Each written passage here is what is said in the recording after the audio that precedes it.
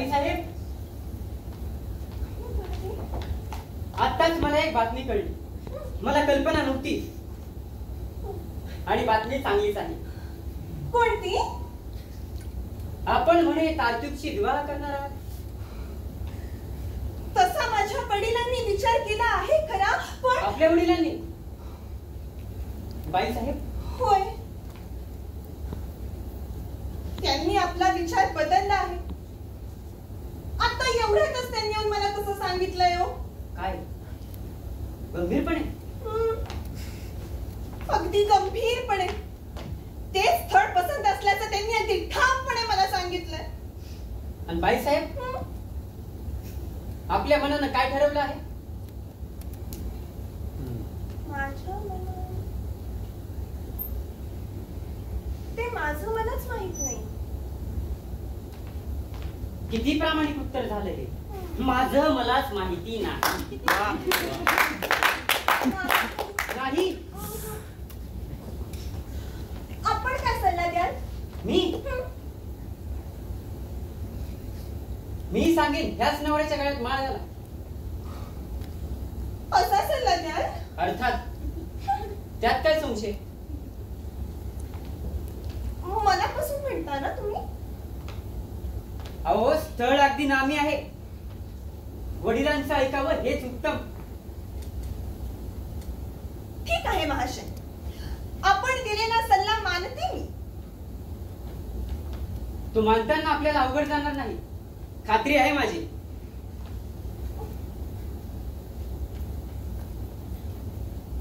तो देताना देणाऱ्याच्या मनाला जेवढा त्रास झाला असेल त्यापेक्षा जास्त काही नाही. माझं काय हो, आपल्याला आवडेल असा सल्ला दिला मी. आणि मी आपल्याला आवडेल म्हणून त्याचा स्वीकार केला. असं एकूण प्रेम असं करतात तर केवढी मोठी भयानक फसवणूक. जेव्हा तू त्या दिवशी बद्दल काही बोलू नका तुम्ही. माझी अगदी हात जोडून विनंती आहे तुम्हाला. तुम्हीच आता सांगितलं ना की वडिलांनी जे स्थळ पसंत केलंय त्याचा मी स्वीकार करावा म्हणून. मी तरी दुसरं काय म्हणते? आता आपण एवढा चांगला सल्ला दिला, तो पाळल्याशिवाय मी राहीन तरी कशी नाही?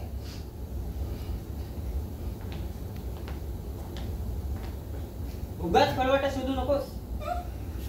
माझ्या मनात खरं काय आहे ते तुला केव्हाच माहिती आहे.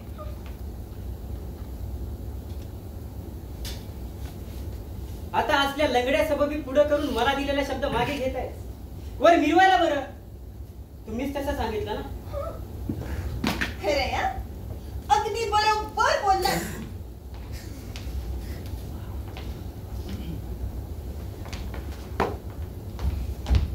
अर्थात त्यात खोटं काय आहे? तुझं खरं प्रेम नव्हतंच कधी माझ्यावर. हाय रे देवा, अहो असले विचार मनात येतात तरी कसे? हो हो हो, येतात येतात. मी ही आधीच सांगून ठेवतोय की माझं दुखवलेलं होरपळलेलं मन कदाचित असाच विचार करेल. दुसऱ्या कुणाला वचन द्यावं आणि कुणाचा हात स्वीकारावा हे मला माहिती आहे. पण दुसरी कुणी माझ्या प्रेमाचा स्वीकार करणारच नाही असं वाटलं तुला? त्यात काही शंकाच नाही. हो, कोण अवेअर करेल आपल्यासारख्या गुणी आणि वा वा वा बाईसाहेब वा. ते गुण, ती लायकी या बाता सोडा. आमची लायकी आम्ही जाणून आहो.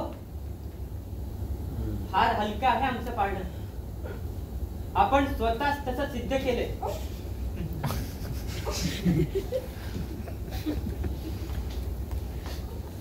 पण दुसरी एखादी जास्त प्रेमळ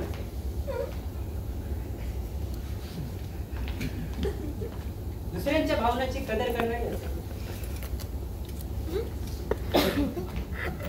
अशी एक तर माझ्या ओळखीची आहे.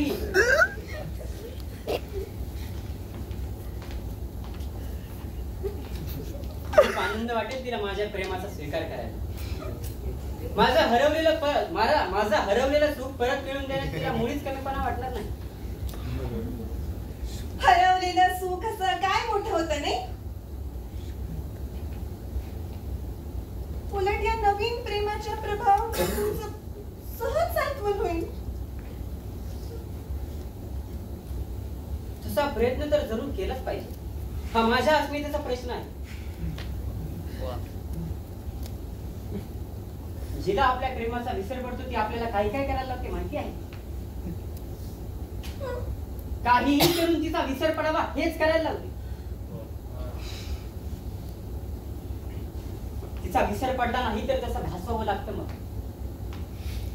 जिनं आपल्याला झिडकारलं तिच्याविषयी थोडं सुद्धा प्रेम दाखवणं यासारखा भेकडपणा नाही. आणि असल्या भेकडपणाला क्षमा नाही. वा, केवढं थोर मन हे, किती उदात्त विचार हे. प्रश्नच नाही.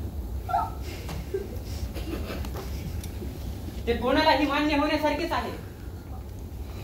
तुमचं काय म्हणणं होतं नाही तर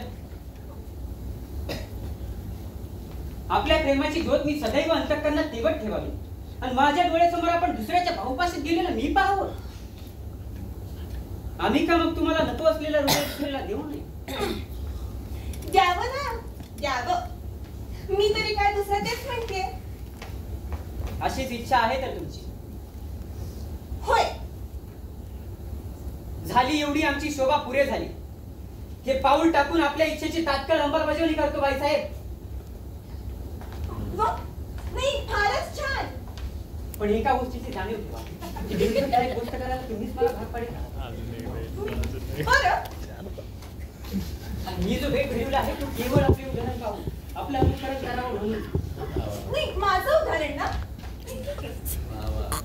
एवढंच बस झालं. केवळ नाईलाज म्हणून तुमचंच माप तुमच्या पदरात टाकावं लागत आहे. उत्तम.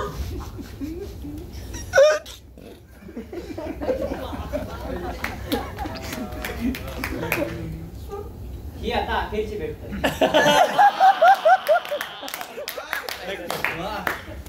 पुन्हा माझं दर्शन होईल. वाह, फारच छान.